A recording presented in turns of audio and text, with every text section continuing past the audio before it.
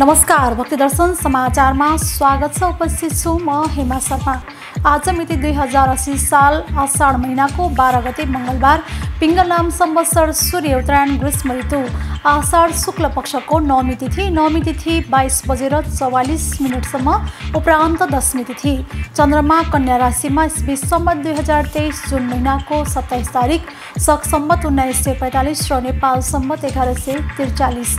आज सूर्योदय बिहान 5 बजेर 12 मिनटमा र सूर्यास्त साँझ 19 बजेर 2 मिनटमा। सर्वप्रथम अहिलेसम्मका प्रमुख समाचार। पशुपतिनाथको स्वर्ण जलहरी विवादमा नियमितता नभेटेको प्रारम्भिक निष्कर्ष। जलहरीको नापतौल तथा शुद्धता परीक्षण गर्दा 107.76 किलोग्राम हुनुपर्नेमा 107.4678 किलोग्राम पाएको अख्तियार स्रोतद्वारा जानकारी। जलहरीलाई पुनः मर्मत गरी मंगलबार पशुपतिमा चढाइदिए। एभरेस्ट नेपाल कल्चरल ग्रुपको चेक रिपब्लिकको प्लेजन र स्लोभियाको मियावा शहरमा आयोजित अन्तर्राष्ट्रिय लोक सांस्कृतिक मेलामा नेपाल सहभागी। नृत्य प्रस्तुत मेलामा नेपालको तर्फबाट झ्याउरे, तामाङ, मारुनी, थाली, भैरव, काली, धिमाल, कुमारी, लाखे, सोरठी लगायत दर्जनौं नृत्यहरू प्रस्तुत। प्राकृतिक सिद्धान्तमा आधारित वैज्ञानिक चिकित्सा पद्धति होमियोप्याथी विश्वका 100 भन्दा बढी मुलुकमा 60 करोड मानिसहरूले अवलम्बन गर्दै गरेको तथ्याङ्क। रोगीमा रहेको लक्षण अनुसार नै त्यस्तै प्रकारको समान लक्षण उत्पन्न गराउन सक्ने औषधिको सूक्ष्म मात्रा प्रयोग गरी रोगीलाई निको पार्ने विधि होमियोप्याथी प्रति विश्वको हरेक चौथो व्यक्तिको विश्वास। सर्वेक्षण अनुसार यस चिकित्साबाट रोगीले पूर्ण रूपमा स्वास्थ्य लाभ गर्न सफल। पूर्वी नवलपरासीको मध्यबिन्दु नगरपालिकाद्वारा दलित समुदायको परम्परागत सिप तथा संस्कृति संरक्षण गर्न पञ्चे बाजा हस्तान्तरण। प्राप्त सिपलाई रोजगारीसँग जोड्न नगर प्रमुखको अनुरोध।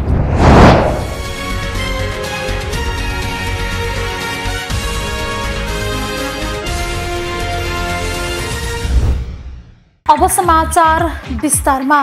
पशुपतिनाथको स्वर्ण जलहरी जोखेर परीक्षणको प्रतिवेदन अख्तियार दुरुपयोग अनुसन्धान आयोगमा पठाइएको छ। जलहरी जोग्दा 107.4687 किलोग्रामको पाइएको छ।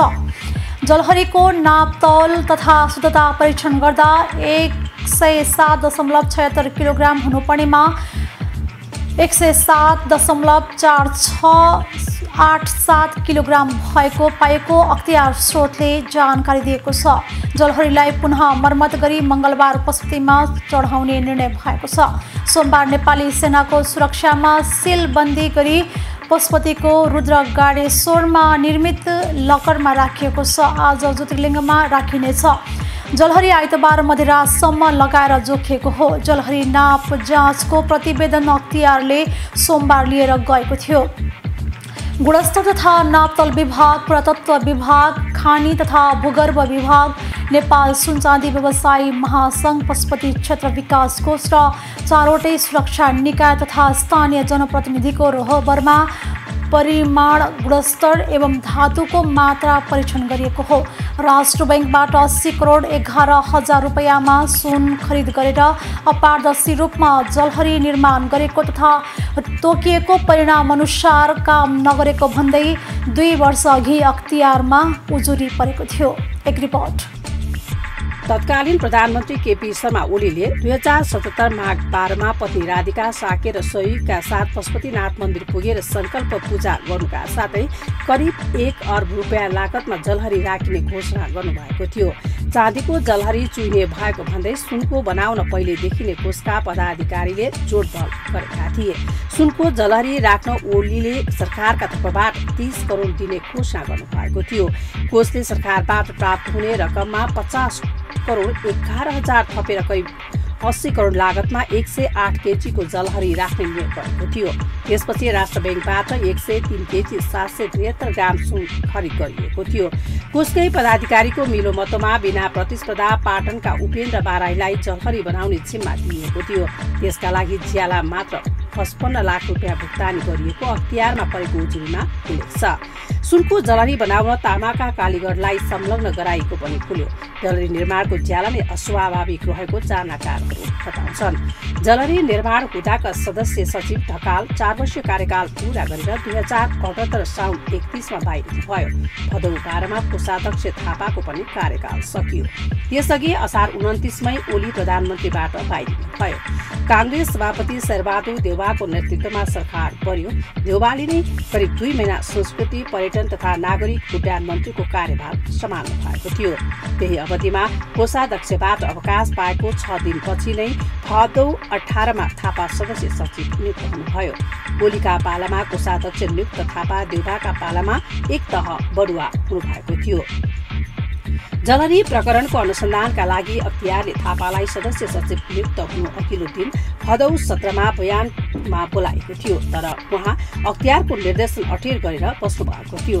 सदस्य सचिवमा नियुक्त पाएको 3 दिनपछि थापाले अख्तियार गएर करिब 5 घण्टा बयान दिनुभएको थियो। थापाले बयान दिएको 2 वर्ष पुग्ने लागेको छ।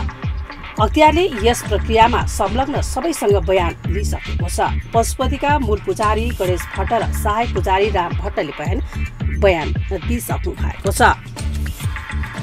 तर अख्तियारले अनुसन्धान अझै टुङ्ग्याएको छैन। जलहरी निर्माणका क्रममा 24 क्यारेटको सुन पगालेर 22 क्यारेटको बनाउन त्यसमा 3% तामा र 1% चाँदी राखिएको कोषको अभिलेखमा छ। सुन, चाँदी र तामा सहितको मिसावटमा 22 क्यारेटको 108 केजी तौल भएको जलहरी राख्ने कोषको निर्णय भए पनि मुचुल्कामा त्यसलाई उल्लेख गरिएको छैन। मुचुल्कामा भने जलहरी बनाएको सुनको परिणाम 96 केजी 822 ग्राम रहेको जनाइएको छ। सुन तोकिएको परिणाममा नराखेको विषय बाहिरिएपछि कोषका पदाधिकारीले जलहरी बनाएर बाँकी रहेको सुनको रिङ ज्योतिर्लिङ्गमा राखिएको जिकिर गरेका थिए। तर मुचुल्कामा त्यो उल्लेख छैन। जलहरी राख्नु अघिका मुचुल्का सहितका सबै कागजात अख्तियारको नियन्त्रणमा छ। महालेखाले 59औं प्रतिवेदनमा पनि जलहरी बनाउँदा सुनको परिणाम कति भनेर यकिन हुन नसकेको भन्दै प्रश्न उठाएको छ। राष्ट्र बैंकबाट सुन ल्याउनेदेखि पगाल्ने र तौलनीसम्मका काम पारदर्शी रूपमा भएको थिएन। राष्ट्र बैंकबाट सुन ल्याउन, सुन राखिएको स्थानको सुरक्षा दिन र जलहरी बनाउँदा कालीगढसम्म पुर्याउने नेपाली सेनाले सुरक्षा दिएको थियो। राष्ट्रिय सभाको राष्ट्रिय सरोकार तथा समन्वय समितिले जलहरीकै विषयमा बुझ्न सदस्य सचिव थापालाई जेठ 30 मा टाकेको थियो। थापाले जलहरी निर्माण गर्दा आफूले हिनामिना नगरेको जिकिर दोहोर्याइरहनु भएको छ। त्यसअघि बजेटमाथिको छलफलमा माओवादी सांसद लेखनाथ दाहालले जलहरीमा पित्तल राखिएको बताएपछि एमाले जेठ 12 मा प्रतिनिधि सभा बैठक अवरुद्ध गरेको थियो। विरोधपछि सभामुख देवराज घिमिरेले जलहरीबारे सांसद दाहालले दिएको अभिलेखबाट हटाए। त्यसपछि जलहरीको मुद्दा टुङ्ग्याउन अख्तियारले तदारुकता देखाएको थियो। एभरेस्ट नेपाल कल्चरल ग्रुपले चेक रिपब्लिकको प्लेजन र स्लोभाकियाको मियावा शहरमा आयोजित अन्तर्राष्ट्रिय लोक सांस्कृतिक मेलामा नेपाली नृत्य प्रस्तुत गरेको छ। रिपब्लिकको प्लजेनमा गत जुन 7 देखि 11 सम्म आयोजना भएको मेलामा नेपाल सहित विश्वका 7 राष्ट्र र स्लोभाकियाको मियावा शहरमा जुन 13 देखि 19 सम्म आयोजना भएको मेलामा नेपाल सहित विश्वका 8 राष्ट्रहरूको समूह सहभागी रहेका थिए। नेपालबाट एभरेस्ट नेपाल कल्चरल ग्रुपका प्रमुख रामचन्द्र कोइरालाको नेतृत्वमा गएको टोलीमा ग्रुपका निर्देशक शीतल आचार्यको निर्देशन, जोगेन्द्र केसीको नृत्य निर्देशन र रामबहादुर भुजेलको सङ्गीत संयोजन थियो। मेलामा नेपालको तर्फबाट झ्याउरे, तामाङ, मारुनी, थाली, भैरव, काली, धिमाल, कुमारी, लाखे, सोरठी लगायत दर्जनौं नृत्यहरू प्रस्तुत गरिएका थिए। स्लोभाकियामा भएको मेलाको उद्घाटन नेपालको चरिया नृत्य भैरव कालीबाट र समापन नेपाली चरिया नृत्य कुमारीबाट गरिएको थियो। होमियोप्याथी प्राकृतिक सिद्धान्तमा आधारित वैज्ञानिक चिकित्सा पद्धति हो। होमियोको अर्थ हुन्छ समान। कुनै पनि रोगको उपचार गर्दा रोगीमा कुन प्रकारका लक्षण देखिन्छ त्यस्तै प्रकारको समान लक्षण उत्पन्न गराउन सक्ने औषधिको सूक्ष्म मात्रा प्रयोग गरी रोगीलाई निको पार्ने विधि नै होमियोप्याथी हो। समानताको सिद्धान्त अनुसार कुनै पदार्थ स्थूल रूपमा सेवन गर्नाले स्वास्थ्य व्यक्तिमा जुन प्रकारको रोगका लक्षण उत्पन्न हुन्छन् त्यस्तै प्रकारको लक्षण भएको रोगी व्यक्तिलाई सोही पदार्थबाट बनेको औषधिको सूक्ष्म मात्राको सेवनले पूर्ण रूपले स्वास्थ्य तुल्याउँछ। समान गुणले नै समान गुणलाई नष्ट गर्छ भन्ने कुरालाई व्यावहारिक रूपमा प्रस्तुत गर्ने डाक्टर हेनीमेन हुन्। यसको आविष्कार सन् 1790मा जर्मनीका एलोप्याथिक चिकित्सक डाक्टर स्यामुएल हेनीमेनले गरेका थिए। यो चिकित्सा विधि अस्तित्वमा आएको लगभग 230 वर्ष बढी नै भएको छ। विश्व स्वास्थ्य सङ्गठनको भनाइअनुसार होमियोप्याथी चिकित्सा विश्वमा प्रयोग हुने एलोप्याथी पछिको दोस्रो चिकित्सा पद्धति हो। विश्वका 100भन्दा बढी मुलुकमा 60 करोड मानिस होमियोप्याथिक औषधिको प्रयोग गरिरहेका छन्। सर्वे अनुसार विश्वको हरेक चौथो व्यक्ति होमियोप्याथी चिकित्सामा विश्वास गर्छन्। यस चिकित्साबाट पूर्ण स्वास्थ्य लाभ गरिरहेका छन्। एक रिपोर्ट। होमियोप्याथी विश्वमा हानि रहित निको भइसकेको रोग पुनः बल्झिने सम्भावना नहुने, रोगलाई जड़ैबाट निर्मूल पार्ने दूरगामी लाभदायक उपचार, तुरन्त प्रभावकारी एवं कम खर्चमा सर्वसुलभ औषधिको उपलब्धताका कारण चिकित्साको क्षेत्रमा लोकप्रिय छ। बिरामी भएपछि उपचार अनेक प्रकारले गराउन सकिन्छ। संसारमा रोग उपचारका प्रचलित चिकित्सा विधिहरू एलोप्याथी, होमियोप्याथी, आयुर्वेदिक, युनानी, प्राकृतिक चिकित्सा इत्यादि छन्। कुनै पनि चिकित्सा विधिबाट उपचार गराउन सकिन्छ। अमुक पद्धति सबैभन्दा राम्रो छ वा अमुक पद्धति सबैभन्दा खराब छ त्यो भन्नु बिल्कुल गलत हो। यो व्यक्ति विशेष भर पर्ने कुरा हो। उसलाई कुन चिकित्सा विधिबाट आराम मिल्छ। अन्य चिकित्सा विधिमा रोगको उपचार मात्र गरिन्छ। रोगीको उपचार होमियोप्याथीमा गरिन्छ। रोगीको परीक्षण तथा प्याथोलोजिकल टेस्टको आधारमा रोगको वर्गीकरण गरी अमुक रोगको उपचार गरिन्छ। होमियोप्याथीमा रोगीको शारीरिक एवं मानसिक लक्षण समूहको विश्लेषण गर्न होमियोप्याथिक सफ्टवेयरको सहयोग लिइन्छ। विश्लेषणात् पश्चात जुन औषधिसँगको लक्षण समूह रोगीको लक्षण समूहसँग बढी मिल्छ उही एकल औषधिको सूक्ष्म मात्राको सेवन गर्नाले रोगी पुनः आफ्नो स्वास्थ्य अवस्थामा फर्किन सहयोग हुन्छ। यही कारण हो कि एउटै रोगबाट पीडित 5 जना भिन्न भिन्न बिरामीलाई उनीहरूको प्रकृति अनुसार बेग्ला बेग्लै औषधि दिइन्छ। यसैगरी भिन्न रोगबाट पीडित धेरै जस्तो रोगीलाई लक्षण समानताको आधारमा एउटै औषधिको प्रयोगले पनि रोग निको पार्न सकिन्छ। रोगको नाउँ जे पनि हुन सक्छ। रोग होइन। होमियोप्याथीको रोगीको उपचार गर्छ। होमियोप्याथी चिकित्सा पद्धतिमा रोगको निदान गर्ने प्रक्रिया अन्य चिकित्सा प्रणाली भन्दा अलग भिन्न छ। यसमा बिरामीलाई समष्टिगत रूपमा ध्यानमा राखेर कुनै पनि रोगको निदान गरिन्छ, जसमा रोगीको शारीरिक परीक्षण आवश्यकता अनुसारको ल्याब टेस्ट गराइन्छ। चिकित्सक कहाँ रोगी जुन समस्या लिएर आएको हुन्छ त्यसलाई केस टेकिङ अन्तर्गत रिपोर्ट गरिन्छ। मानसिक एवं शारीरिक लक्षणको अलावा रोगीको रिस, द्वेष, स्वभाव, पेशा, सामाजिक अवस्था, पारिवारिक इतिहास, व्यक्तिगत हिस्ट्री, मेडिकल हिस्ट्री आदि कुरा होमियोप्याथिक चिकित्सकले जान्नुपर्ने हुन्छ। यो व्यक्तिपूरक चिकित्सा भएकाले समष्टिगत रूपमा एउटा व्यक्ति विशेषको सिङ्गो जीवनको अध्ययन गर्नुपर्ने हुन्छ। प्रत्येक चिकित्सा विज्ञानको आफ्नै कार्यक्षेत्र र सीमा हुन्छ। कुनै पनि चिकित्सा पद्धति आफैमा परिपूर्ण छैन। भनाइ नै छ कतै उपचार हुन नसकेको रोग पनि होमियोप्याथिकबाट ठिक हुन्छ। केही हदसम्म यो ठिक भए पनि होमियोप्याथिक चिकित्साको पनि आफ्नो केही सीमा छ।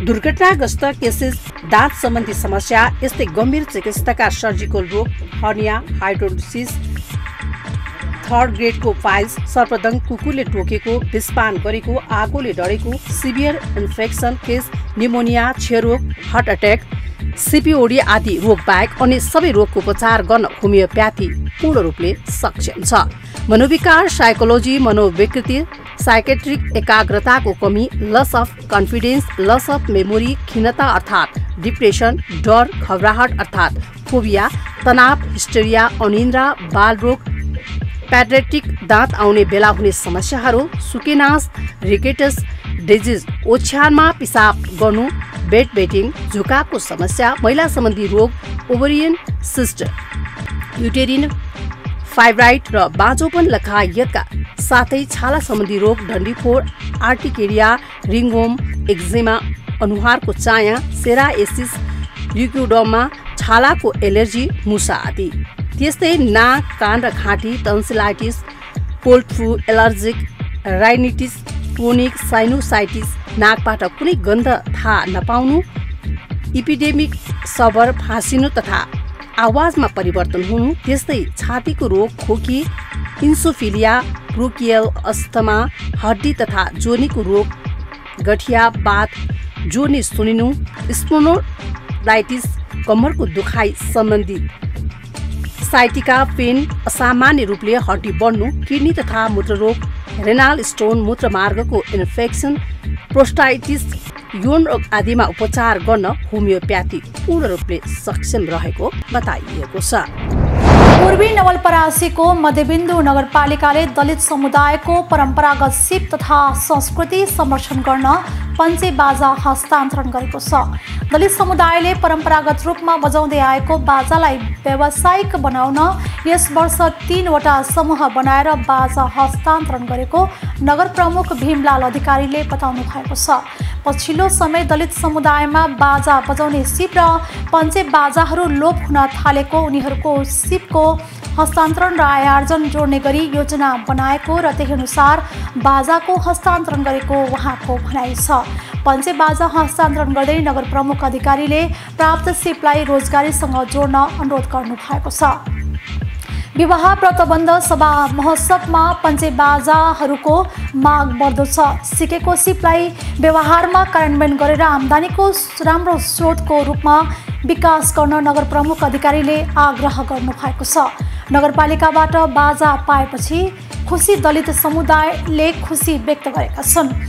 अहिलेका बालबच्चाहरूले बाजा बजाउनै छाडेकाले नगरपालिकाबाट प्राप्त पञ्चे बाजाबाट अब नयाँ पुस्तालाई पनि सिकाउने उनीहरूको भनाइ छ। नगरपालिकाले पञ्चे बाजा हस्तान्तरणसँगै नयाँ पुस्तामा सिप हस्तान्तरणको लागि बाजा बजाउने तालिम समेत सञ्चालन गर्दैछ। नगरपालिकाले यस वर्ष आरन व्यवसाय गर्दै आएका स्थानीय 2 जना दलित परिवारलाई आरन सुधार कार्यक्रम अन्तर्गत आरनको सामग्री हस्तान्तरण समेत गरेको नगर उपप्रमुख पूर्णकला चौधरीले बताउनु भएको छ। पञ्चे बाजा हस्तान्तरणपछि बाजा प्राप्त गरेका समूहले बाजा बजाउँदा नगरवासी बाजासँगै नाचगानमा खुसी भएका छन्।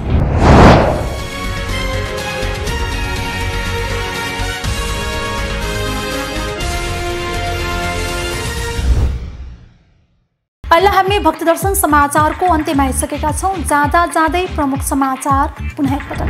पशुपतिनाथको स्वर्ण जलहरी विवादमा नियमितता नभेटेको प्रारम्भिक निष्कर्ष।